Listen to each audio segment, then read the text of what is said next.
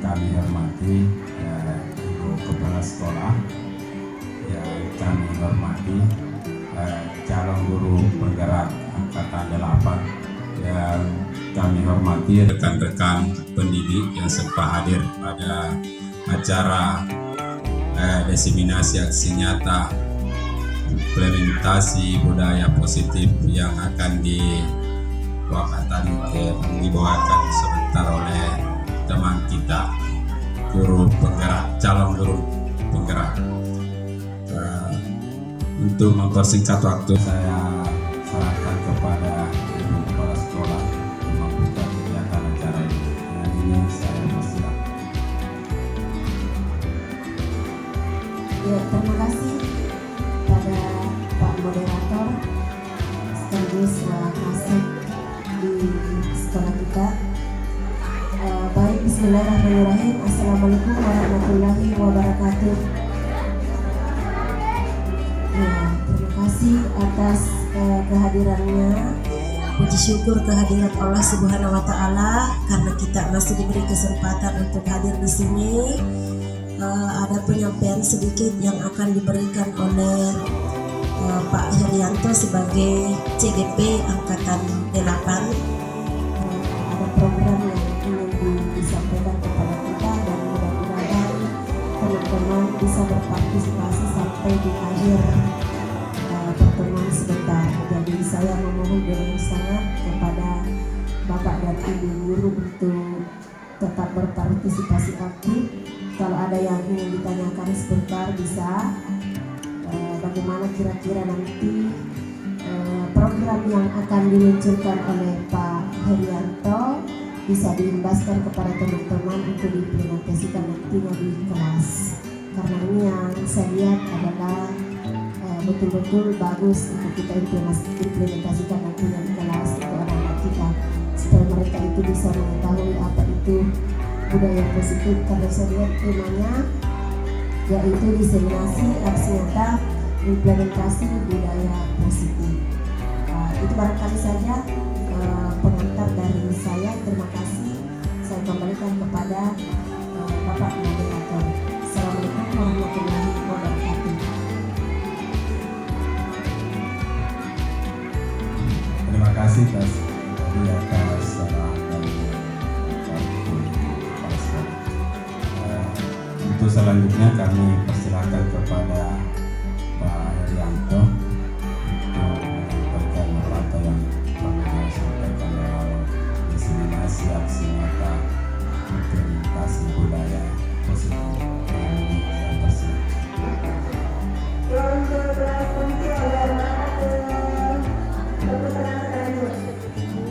Bismillahirrahmanirrahim. Assalamualaikum warahmatullahi wabarakatuh. Yang terhormat Ibu Kepala Sekolah SMP 1 Salomeko, yang terhormat Bapak Wakil Kepala Sekolah SMP 1 Salomeko, dan rekan-rekan guru dan tenaga pendidik. Puji syukur kehadirat Allah Subhanahu wa Ta'ala, atas berkat rahmat dan karunia-Nya lah kita bisa berkumpul di tempat ini dalam kondisi sehat walafiat. Tak lupa kita haturkan selalu sholawat dan salam kepada junjungan Nabi besar Muhammad SAW yang telah membawa kita dari zaman yang penuh kegelapan ke zaman yang terang benderang seperti saat ini. Sebelumnya mohon izin banyak-banyak terima kasih kepada Ibu Kepala Sekolah, bahwasanya saya diberi kesempatan untuk melaksanakan kegiatan ini. Selain izin beliau, Kepala Sekolah juga mendukung, alhamdulillah. Dan kepada rekan guru, Bapak Ibu yang sempat hadir, terima kasih atas waktu luangnya. Ini merupakan rangkaian tugas pendidikan guru penggerak ya yang saya jalani. Di sini Bapak Ibu, mohon maaf bukan berarti saya mau menggurui Bapak Ibu, saya hanya belajar dan berbagi apa yang saya dapatkan selama mengikuti pembelajaran di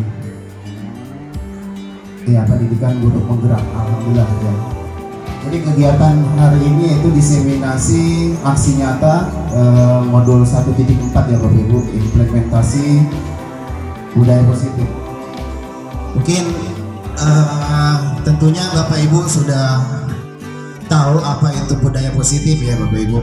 Di sini nilai-nilai dan kebiasaan-kebiasaan di sekolah yang berpihak pada peserta didik agar mereka dapat berkembang menjadi pribadi yang kritis, penuh hormat dan bertanggung jawab.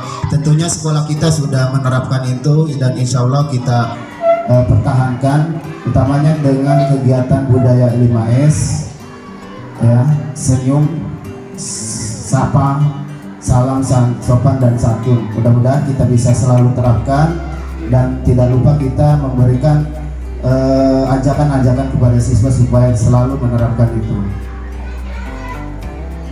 Nah, ini materi yang saya akan coba paparkan kepada Bapak Ibu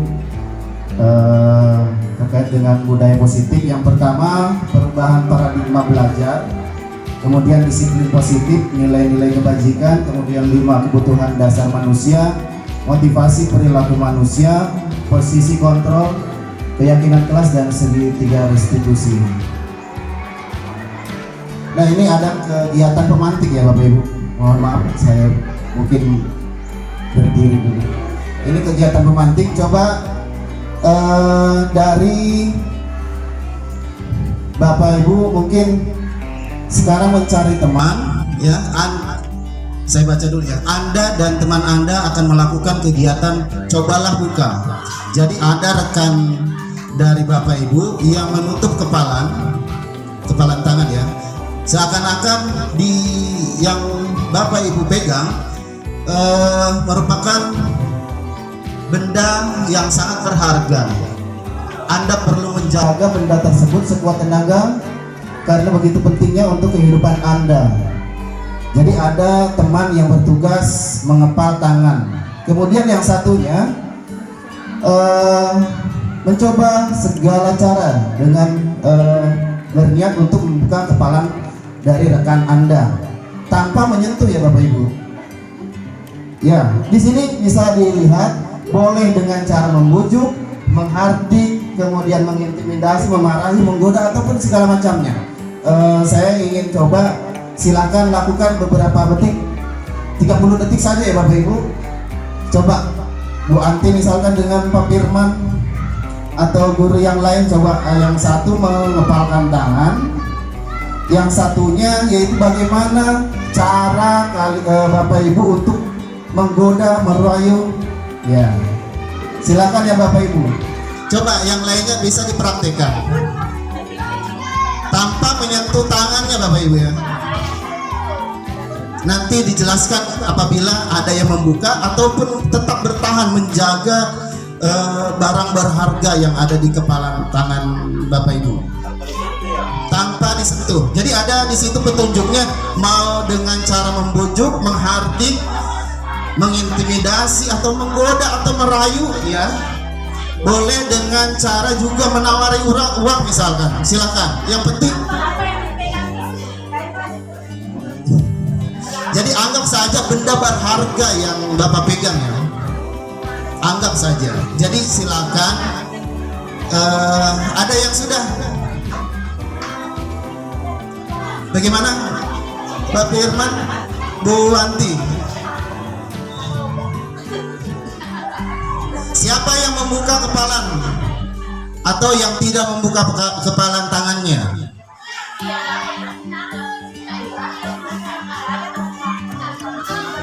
Ya, jadi anggap saja yang Bapak Ibu kepal di dalam tangan itu merupakan barang berharga. Jadi bagaimana mempengaruhi supaya rekan Anda ini bisa membuka kepalan tangannya ya Bapak Ibu.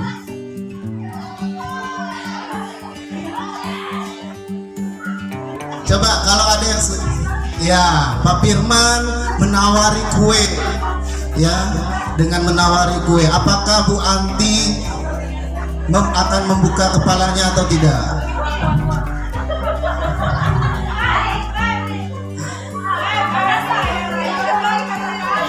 Jadi kalau ada yang membuka kepala, nanti saya tanya apa alasannya sehingga membuka kepalanya, atau ada yang bertahan tetap menutup kepala tangan Bapak Ibu, saya juga mau tahu apa alasannya. Ya, saya rasa sudah ya. Coba Bu Anti sepertinya masih bertahan tidak membuka kepalan tangannya. Ada alasannya mengapa Bu Anti? Bisa? Alasannya Kang, ini barang berhak. Jadi apapun yang ditawarkan saya tidak akan berikan. Ada yang membuka kepalan tangan? Oh ya Bu Haji, bagaimana?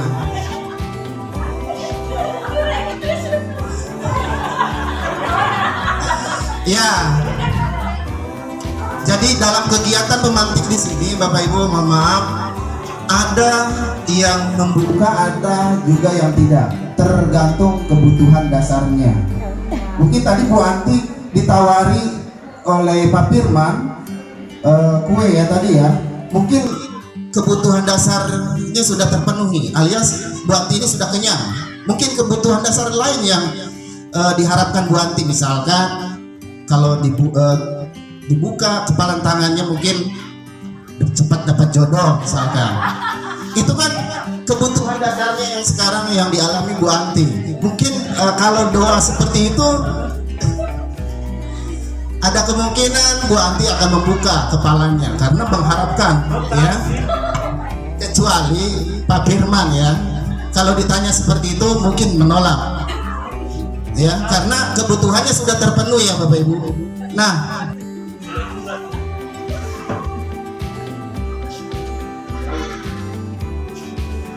jadi siapa yang memiliki peran di sini dalam membuka ataupun menutup kepalan Bapak Ibu? Siapa yang memiliki peran ya Bapak Ibu? Iya betul ya.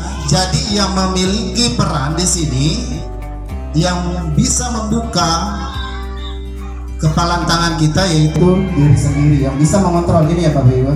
Kita sendiri yang memegang kontrol atas kepalan tangan kita.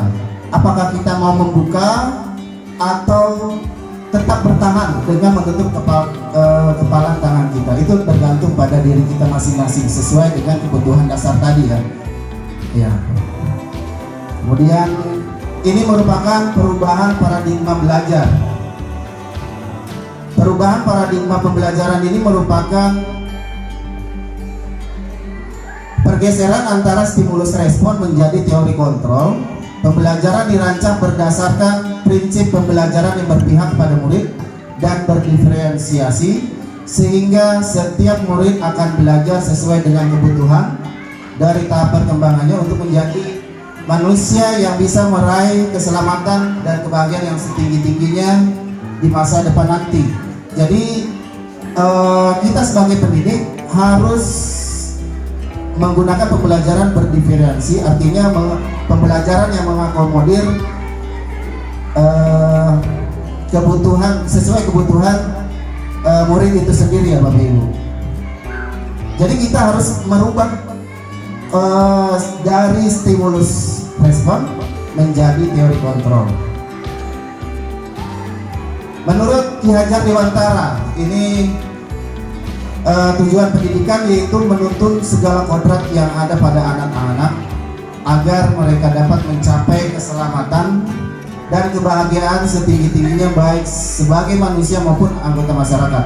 Oleh sebab itu, pendidik itu hanya dapat menuntun, bukan menuntut ya.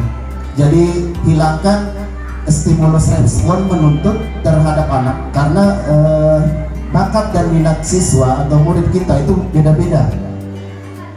Kembali kepada kegiatan pemantik tadi sesuai kebutuhan dasar anak-anak tersebut. Kemudian ya, menuntut tumbuh atau hidupnya kekuatan kodrat yang ada pada anak-anak agar dapat memperbaiki lakunya, bukan dasarnya. Hidup dan tumbuh kekuatan kodrat anak. Nah ini yang perlu kita rubah ya, stimulus respon menjadi teori kontrol. Yang pertama, kita mencoba mengubah orang agar berpandangan sama dengan kita. Tentunya kita tidak bisa ya.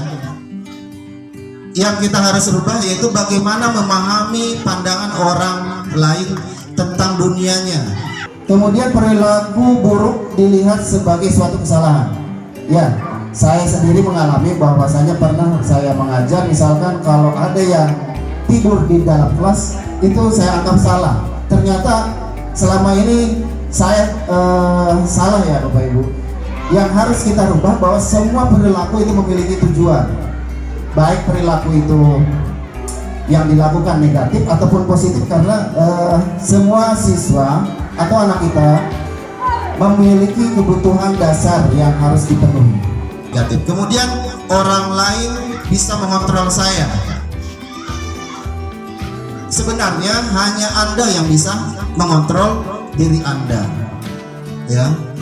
Saya bisa mengontrol orang lain, Anda tidak bisa mengontrol orang lain.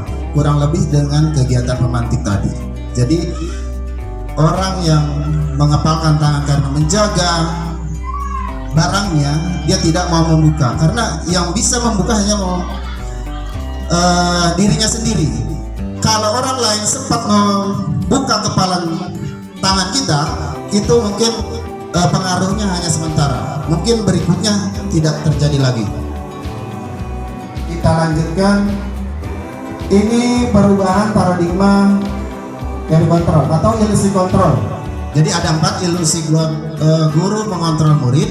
Ilusi bahwa kritik dan membuat orang merasa bersalah dapat menguatkan karakter. Ilusi bahwa semua penguatan positif efektif dan bermanfaat. Ilusi bahwa orang dewasa memiliki hak untuk memaksa. Nah, sebenarnya ilusi guru mengontrol murid, saya berikan contoh, misalkan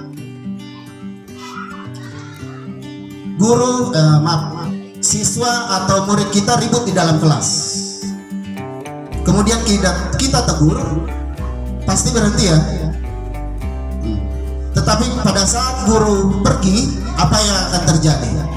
Pasti akan kembali lagi, yaitu ribut ya. Jadi sebenarnya kita tidak bisa memaksa murid untuk berbuat sesuatu.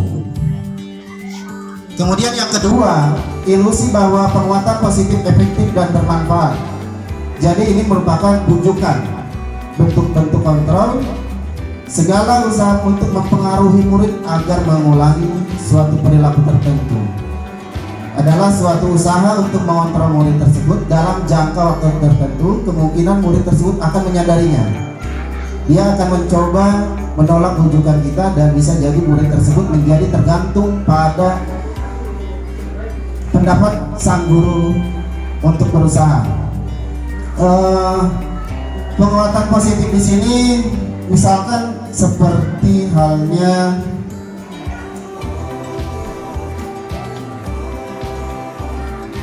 saya kasih contoh,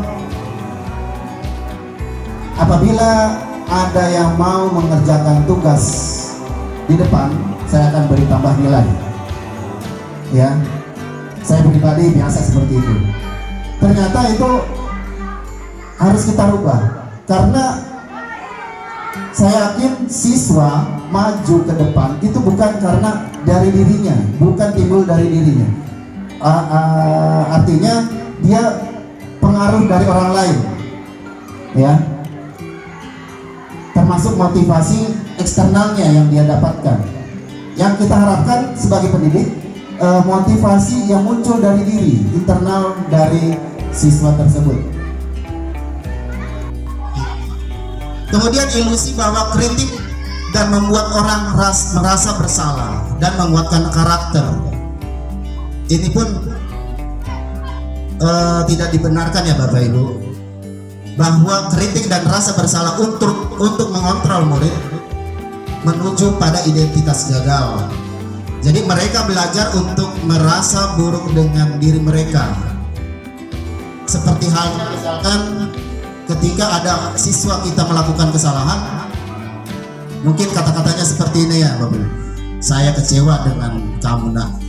Itu akan membuat siswa tambah rasa bersalah, ya. Ataupun kalau misalkan, bagaimana kalau orang tua kamu mengetahui apa yang kalian perbuat di sekolah? Ya, itu akan membuat siswa tersebut merasa bersalah dan tidak menguatkan karakternya. Sedangkan tujuan kita bagaimana membangkitkan supaya dia itu termotivasi untuk melakukan hal-hal yang baik setelah dia mengalami identitas gagal. Yang terakhir, ilusi bahwa orang dewasa memiliki hak untuk memaksa. Ya. Jadi untuk membangun budaya yang positif, sekolah harus menyediakan lingkungan yang positif. Ya, alhamdulillah di sekolah kita mudah-mudahan berkelanjutan dengan program yang sudah dibuat. Kemudian sekolah kita aman dan nyaman agar murid-murid mampu berpikir, bertindak, dan mencipta dengan merdeka, mandiri, dan bertanggung jawab. Lazimnya disiplin dikaitkan dengan kontrol, dalam hal ini kontrol guru dalam menghadapi murid. Selanjutnya disiplin positif dan nilai-nilai kebajikan universal. Jadi makna kata disiplin di sini sesuatu yang dilakukan seseorang pada orang lain untuk mendapatkan kepatuhan.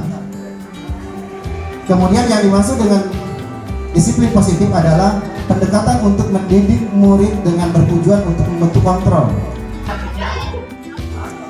sehingga mereka bisa berperilaku dengan berpedoman kepada nilai-nilai kebajikan universal ya Bapak Ibu. Yaitu sifat positif manusia. Sifat positif manusia itu diantaranya seperti bertanggung jawab, mandiri, saling menghargai, saling menghormati. Jadi tujuan mulia yang ingin dicapai oleh setiap individu terlepas dari berbagai keanekaragaman yang ada di sekitar kita, baik suku bangsa, bahasa, agama, maupun latar belakangnya. Nilai-nilai kebajikan yang ingin dicapai dalam implementasi kurikulum merdeka ya, kita kenal dengan profil pelajar Pancasila. Yang pertama, kita mengharapkan karakter dari siswa beriman dan berakhlak mulia. Kemudian yang kedua, mandiri, bernalar kritis, berkebinekaan global, bergotong royong, dan kreatif. Dan alhamdulillah apa yang sudah kita programkan di sekolah kita ini sudah mengarah ke sini. Tentunya visi yang sudah dibuat oleh sekolah kita mengarah ke profil pelajar Pancasila. Nah, di sini bisa kita perhatikan ya Bapak Ibu, apa arti disiplin menurut Ki Hajar Dewantara. Di mana ada kemerdekaan, disitulah harus ada disiplin yang kuat.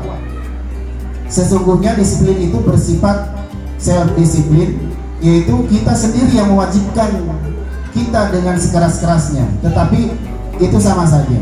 Sebab jikalau kita tidak cakap melakukan self-disiplin, wajiblah penguasa lain yang mendisiplinkan diri kita. Dan peraturan demikian itulah harus ada di dalam suasana yang merdeka. Artinya, kalau kita tidak bisa disiplin diri sebagai pendidik, kita tidak bisa disiplin diri, tentunya orang lain yang akan mendisiplinkan kita. Kalau di sekolah kita sebagai pendidik, kalau kita tidak bisa disiplin diri, tentunya ibu kepala sekolah ya yang mendisiplinkan kita. Memang itu seharusnya yang kita lakukan hari ini dan seterusnya. Ini ada 3 tahap dalam memberikan atau dalam menyelesaikan masalah. Yang pertama hukuman, kedua konsekuensi, dan restitusi. Mungkin selama ini kita lebih memberikan hukuman kepada siswa, bisa juga konsekuensi. Kalau hukuman ini bersifat tidak terencana ya Bapak Ibu. Terkadang kita di kelas, misalkan ada siswa terlambat ataupun siswa ribut, semua dijemur di lapangan basket misalkan, tanpa sepengetahuan siswa sebelumnya. Ternyata hukumannya mendadak ya. Hukuman ini bersifat satu. Kemudian kalau konsekuensi itu bersifat terencana, biasanya ada kesepakatan siswa dengan murid. Ya, pernah diterapkan di sini.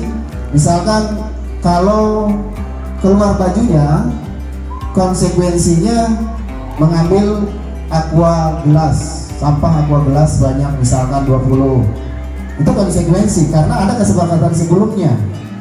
Nah, ini yang paling baik yang perlu kita terapkan, yaitu restitusi. Restitusi adalah proses menciptakan kondisi bagi murid untuk memperbaiki kesalahannya dan mencari kesalahan sehingga mereka bisa kembali pada kelompok mereka yang dengan karakter yang lebih kuat. Jadi artinya siswa tersebut yang mencari solusi atas kesalahan yang dia perbuat. Tentunya penerapan ini masih belum dilaksanakan ya Bapak Ibu, masih proses. Insya Allah sedikit demi sedikit kita melaksanakan dalam upaya menangani masalah siswa, pelanggaran siswa kita dengan cara restitusi. Nah, di sini ada pertanyaan ya Bapak Ibu. Mengapa kita memiliki peraturan tentang menggunakan helm pada saat mengendarai kendaraan roda 2? Kira-kira kenapa?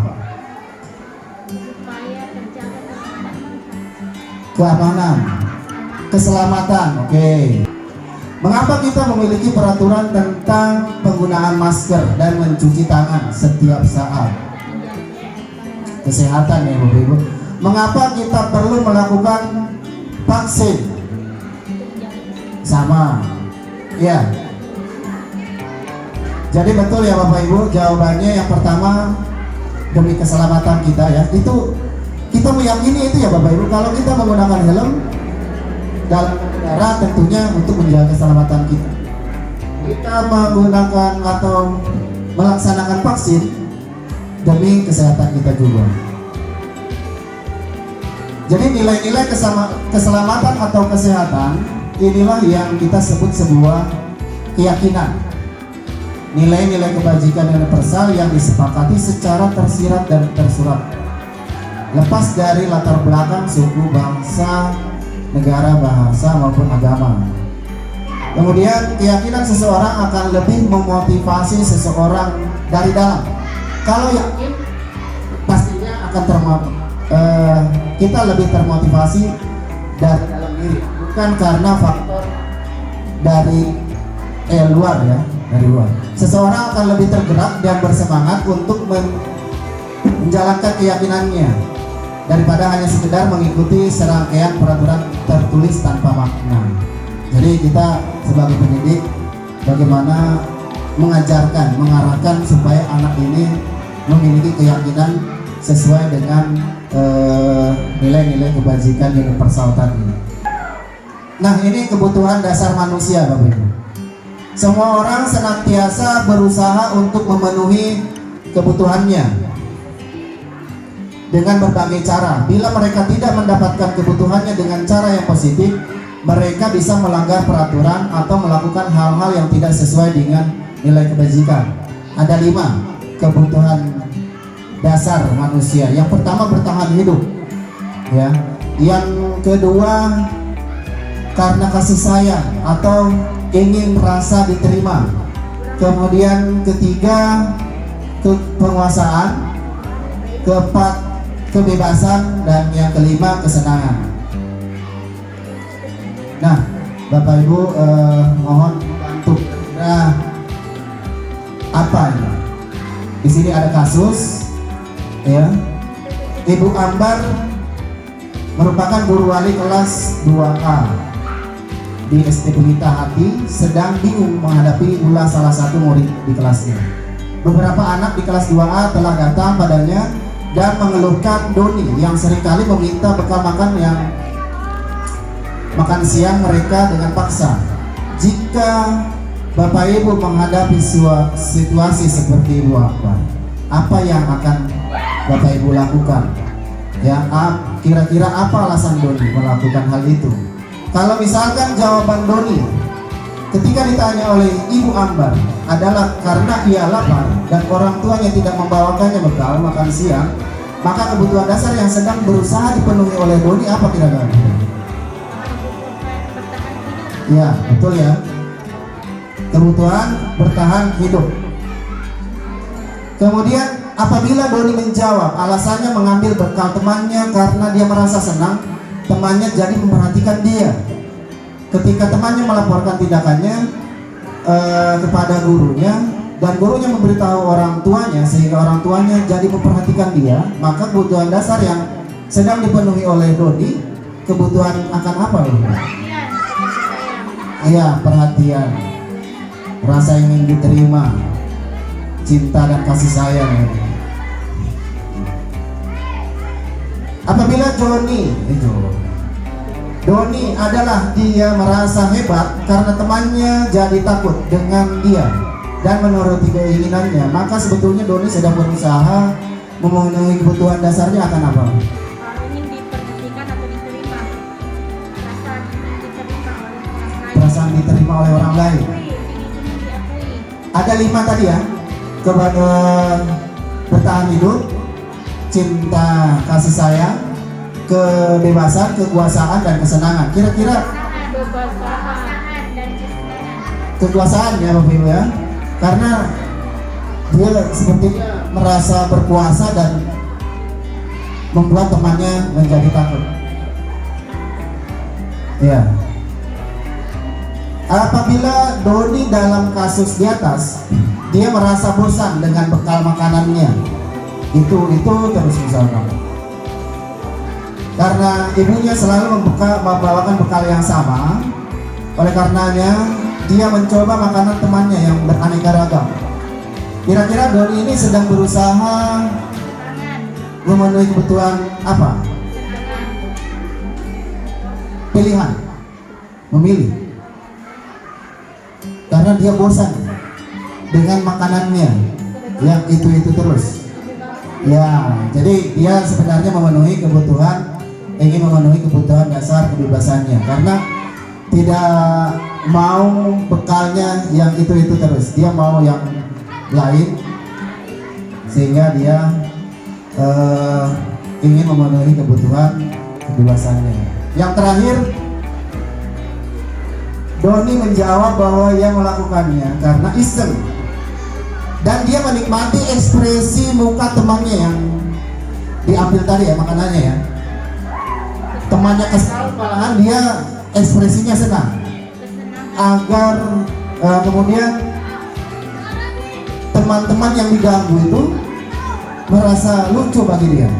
Jadi dia sedang berusaha memenuhi kebutuhan akan kesenangan ya.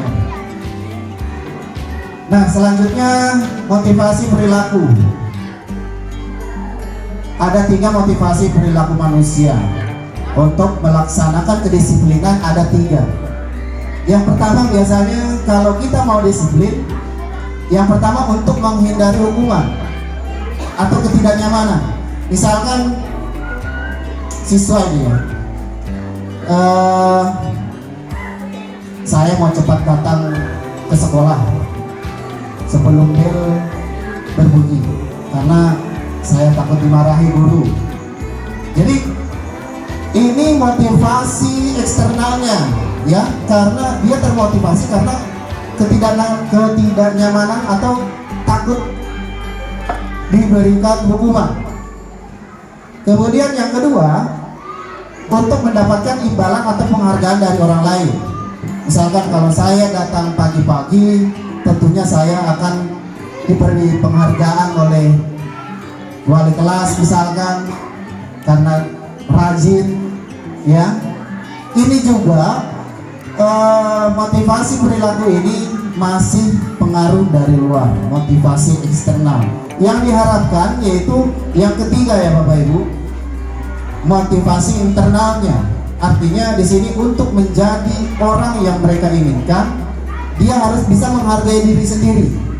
Jadi dia melakukan sesuatu, misalkan kita sebagai pendidik karena ingin memberikan contoh kepada siswa, ataupun niat ke sekolah niat karena Allah misalkan, itu dari dalam diri, bukan karena ingin menghindari ketidaknyamanan ataupun ingin mendapatkan pujian. Jadi yang nomor 3 yang paling bagus, motivasi perilaku internal. Selanjutnya ada 5 posisi kontrol. Yang pertama penghukum, pembuat rasa bersalah, teman, pemantau, dan manajer. Posisi penghukum biasanya guru biasa menghardik ya, menunjuk-nunjuk, atau mimik mukanya memerah misalkan, atau mata melotot ya Pak Irul ya? Pasti begitu ya. Kalau ciri posisi penghukum.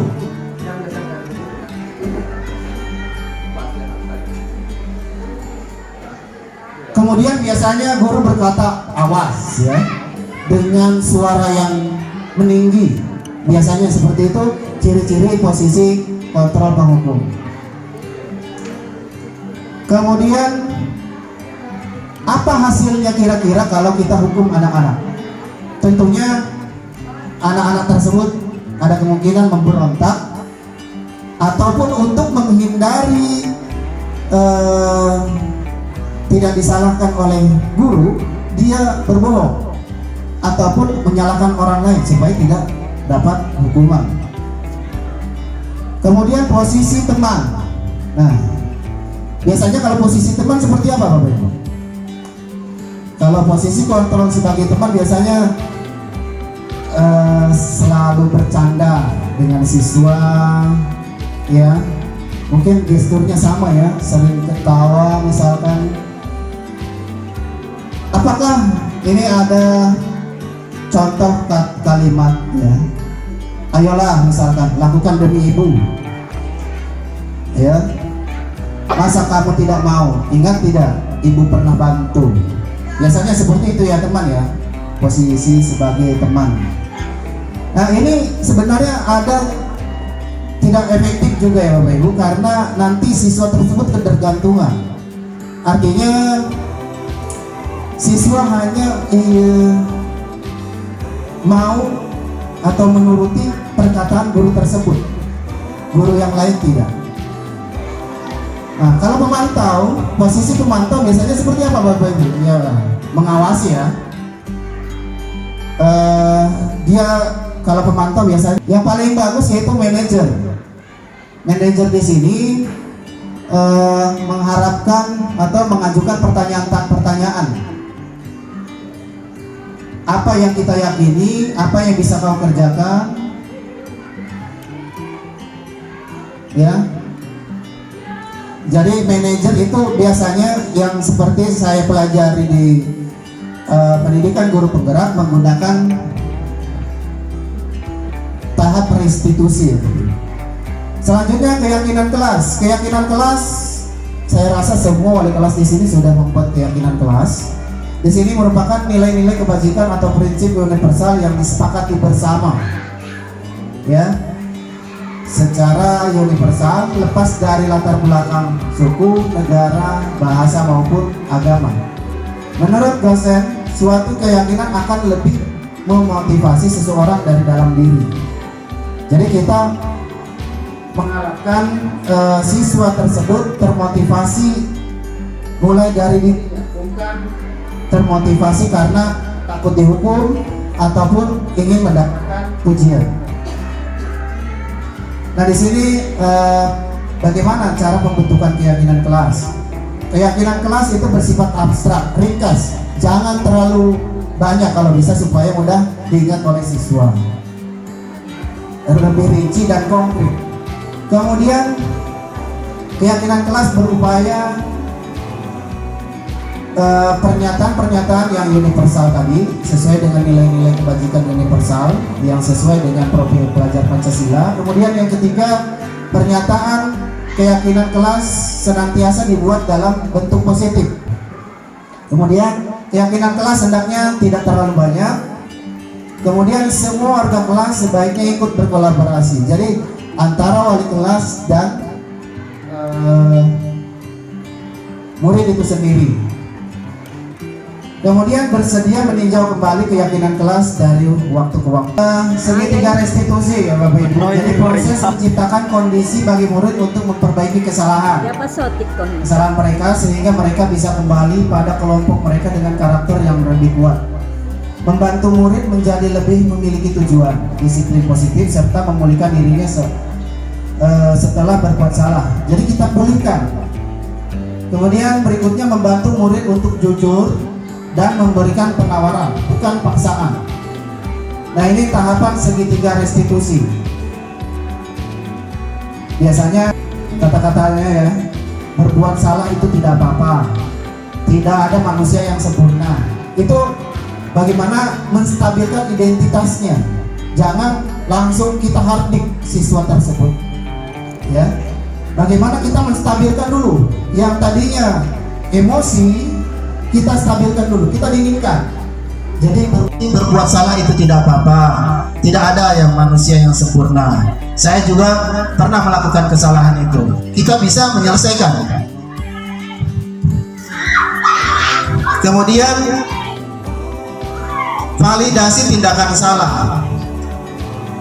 Kata-katanya seperti ini ya Bapak Ibu, padahal kamu bisa melakukan yang lebih buruk dari ini.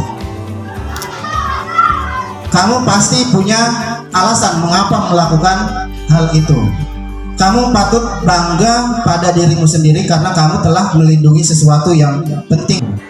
Kemudian kita kaitkan dengan keyakinan. Tentunya untuk menggunakan tahap segitiga restitusi di sini, setiap kelas harus memiliki keyakinan kelas dulu. Kemudian pertanyaan yang kita tanyakan kepada siswa, apa yang kita percaya sebagai kelas atau keluarga. Kemudian nilai-nilai umum apa yang kita telah sepakati. Kemudian bayangkan kita tentang kelas yang ideal. Kamu mau jadi orang seperti apa? Nah, ini merupakan tahapan segitiga restitusi. Baik, saya akan coba tampilkan video penerapan tahapan segitiga restitusi.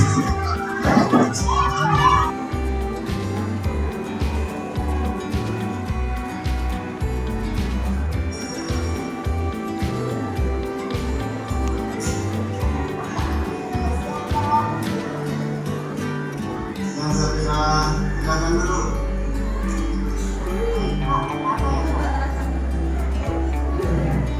Di saat ulangan Bapak lihat kamu tidak seperti biasanya, agak tidak fokus. Maaf Kak, saya lupa dengan jadwal ulangan harian. Saya tidak belajar, akhirnya saya memang lupa. Oh begitu. Tidak Pak, semua orang pasti pernah melakukan kesalahan. Bapak tidak akan menyalahkan Zafira. Kita akan cari solusi dari masalah ini. Zafira pasti punya alasan mengapa melakukan hal ini, bukan? Saya takut tidak sedang mengapa. Saya takut tidak salah. Sedangkan saya lupa kalau ada ulangan harian. Baik, Bapak paham sekarang. Setiap orang pasti menginginkan hasil yang baik. Tujuan Zafira juga sudah baik, namun sesuatu yang baik harus didapatkan dengan proses yang baik pula. Zafira masih ingat tentang keyakinan kelas yang telah kita sepakati bersama? Ya, setelah memberikan pemaparan terkait dengan implementasi budaya positif, yaitu di penghujung yaitu ada refleksi. Kira-kira perasaan saat ini seperti apa Bapak Ibu setelah apa yang saya sampaikan ini terkait dengan budaya positif? Ada yang mau menyuarakan, merefleksikan perasaannya? Rupa iwal mare. Bu Ati? Bu Bastina? Perasaannya? Bagaimana perasaannya setelah mendengar pemaparan terkait dengan implementasi budaya positif? Oh ya, baik.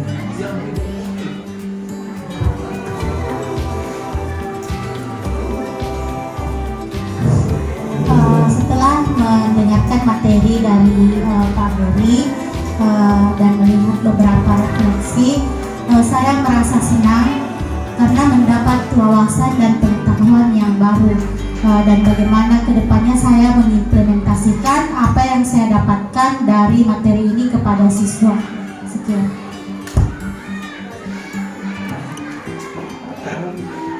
Baik, terima kasih Bapak Ibu.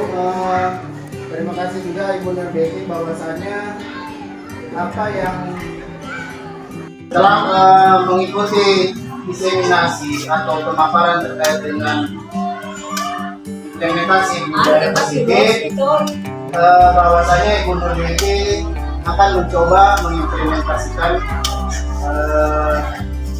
di dalam kelas. Ya. Kalau tindak lanjutnya seperti apa Bapak Ibu? Apa dari yang terakhir itu yaitu segitiga Bluetooth mode. dalam penerapan segitiga restitusi. Jadi kita bertahap saja ya Bapak Ibu, tidak secara langsung kita menggunakan restitusi. Jadi mungkin cukup untuk kegiatan diseminasi aksi nyata 1.4 terkait dengan pembahasan implementasi. Mudah-mudahan apa yang saya sampaikan mendapatkan ilmu yang bermanfaat bagi kita semua. Ya Bapak Ibu ya. Tentunya saya dalam penyampaian mungkin ada kekurangan, mohon dimaafkan. Wabillahi taufiq wal hidayah. Assalamualaikum warahmatullahi wabarakatuh.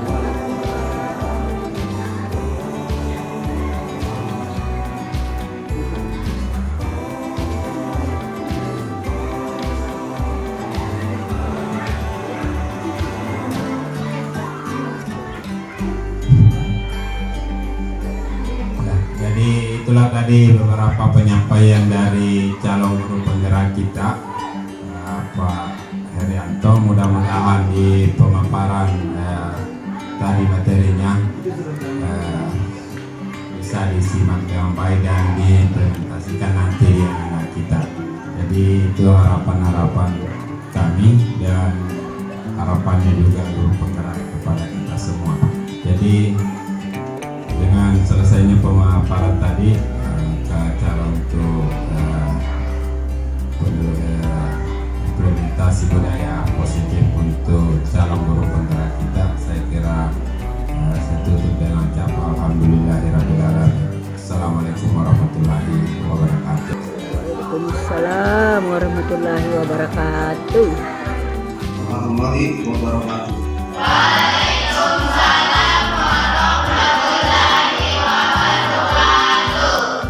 Sebelum memulai kegiatan pada pagi hari ini, Bapak minta pimpin doa satu orang. Silakan.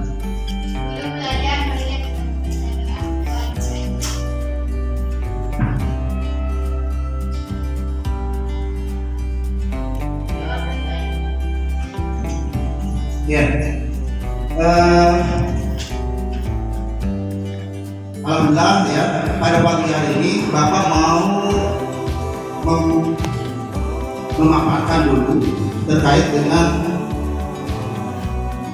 menciptakan kelas impian siswa SMPN 1 Sormeko dengan penerapan budaya positif melalui poster digital. Nanti di penghujung kalian membuat keyakinan kelas, ya. Nah, latar belakang zaman revolusi industri 4.0. Tugas Bapak diharapkan mampu memberikan kontribusi pada pengetahuan, keterampilan, dan karakter serta moral pada anak bangsa, yaitu kalian.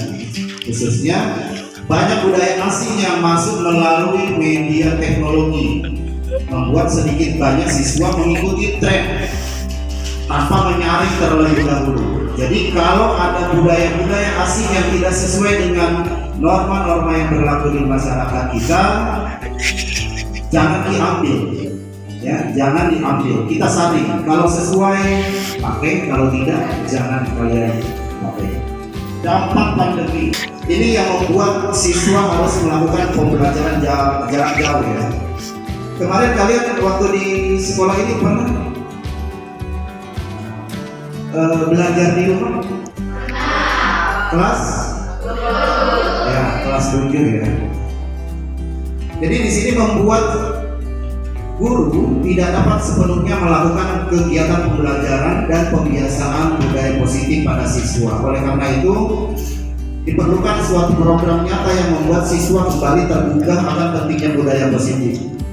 Budaya positif yang pernah kita terapkan yaitu ada mungkin di tempel di kelas, yaitu budaya 5S. Apa saja 5S ini? Senyum, sapa, salam, sopan, dan santun. Jadi budaya 5S ini tolong diterapkan dalam kehidupan sehari-hari. Ya, seperti contoh pada saat kalian mau masuk di area sekolah, ada guru tak di depan,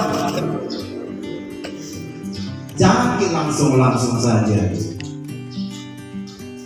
Orang tua tak pasti tidak mengajarkan seperti itu kan? Bagaimana yang baik? Senyum, salam, sapa, sopan santun. Bagaimana sopan? Kalau kita melihat ada guru piket atau guru yang berdiri di depan, seakan kita meminta berkahnya, ya, dengan mencium tangan guru yang ada di depan itu depan.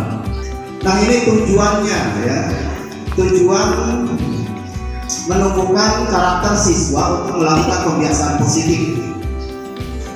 Ya, kebiasaan positif di sini sesuai dengan kesepakatan kelas guna terwujudnya budaya positif di sekolah. Kesepakatan ini beda dengan peraturan sekolah. Kalau peraturan sekolah itu dibuat, atau peraturan kelas dibuat hanya satu pihak saja, guru yang membuat peraturan, ya. Tetapi kalau kesepakatan kelas itu siswa yang mengajukan keinginan-keinginan kalian, impian-impian kalian pada saat belajar di kelas mau seperti apa, ya. Kemudian yang kedua, mau menciptakan kelas impian sesuai keinginan siswa melalui diskusi bersama, ya, dalam menerapkan keyakinan kelas. Dan yang terakhir yaitu mengasah potensi kemampuan kalian, baik bakat dan minat siswa sesuai dengan kodrat zamannya. Di sini tolak ukur yang dapat sampaikan yaitu nanti setelah pemberian materi ini, kalian harus membuat poster digital kreatif buatan siswa yang berisi kesepakatan kelas, ya. Kemudian adanya testimoni dari siswa terhadap pelaksanaan budaya positif sekolah yang mulai dijalankan. Artinya ada umpan balik, apa sih respon kalian setelah membuat kesepakatan kelas? Apakah dengan kesepakatan kelas itu membuat kelas menjadi tentram, membuat menjadi nyaman? Nah, sekarang kita membuat keyakinan kelas. Di sini keyakinan kelas adalah nilai-nilai kebajikan atau prinsip-prinsip universal yang disepakati bersama secara universal lepas dari latar belakang suku, negara, bahasa maupun agama. Jadi ini keyakinan kelas.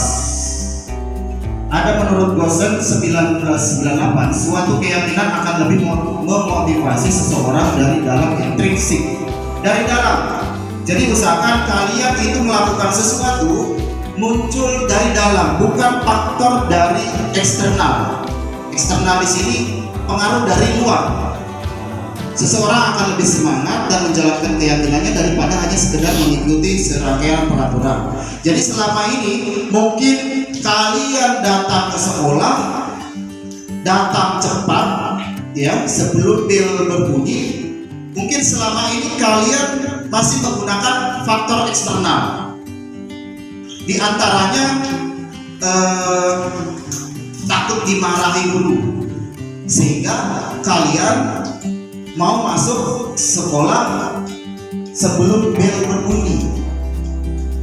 Bukan karena faktor internal, faktor dari dalam. Saya mau masuk ke sekolah betul-betul ingin belajar, disiplin. Itu faktor dari dalam, bukan faktor dari luar. Kalau faktor dari luar, kalian rajin, ke sekolah, yang pertama mungkin karena takut sama guru, takut dimarahi sama guru. Yang kedua, yang berikutnya menginginkan penghargaan dari guru.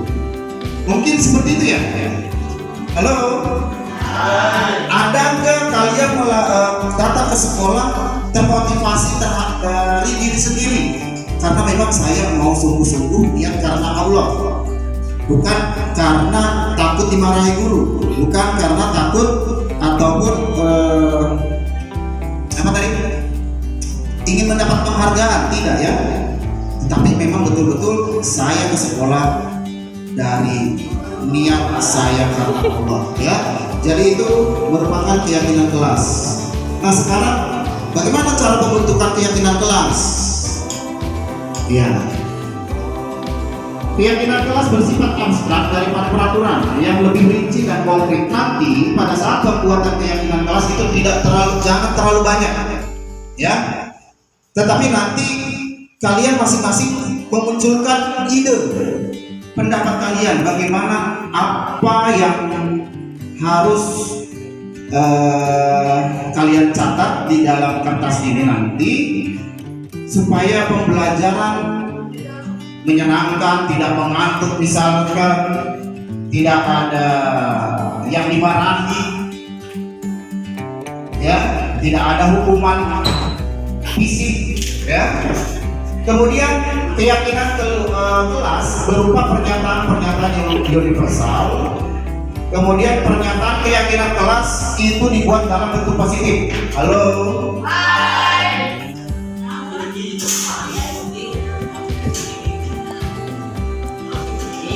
Ayo cepat kalau yang sudah.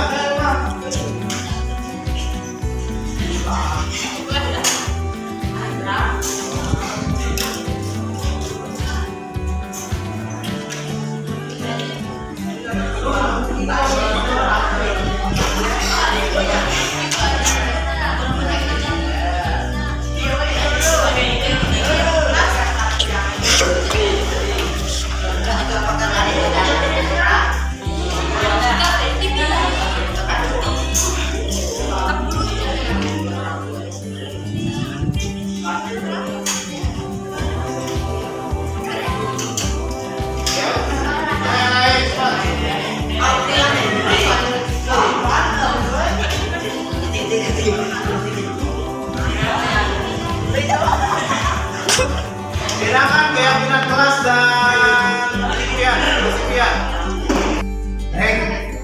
Coba didengarkan ini, kita ambil baca dulu kelas Sylvia. Apa sih yang kalian inginkan di dalam kelas? Yang pertama, coba didengarkan. Saya ingin mempunyai kelas bersih, nyaman, rapi, punya kipas dan fasilitas lengkap. Saya ingin mempunyai guru yang baik, ramah agar saat pembelajaran mulai menyenangkan, tidak berisik dalam kelas. Kelas Sylvia, kelas bersih, bisa menggunakan handphone.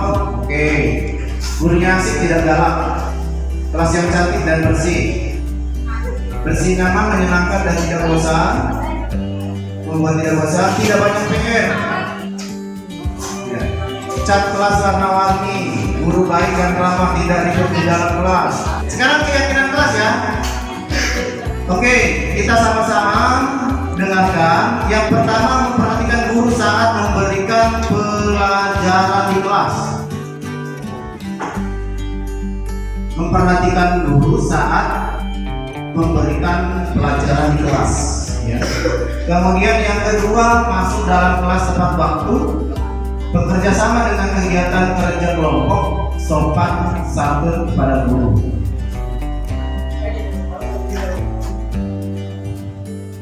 Jadi kita ambil keyakinan kelasnya dulu ya. Memperhatikan guru, kemudian sopan dan santun kepada guru, gak anggap.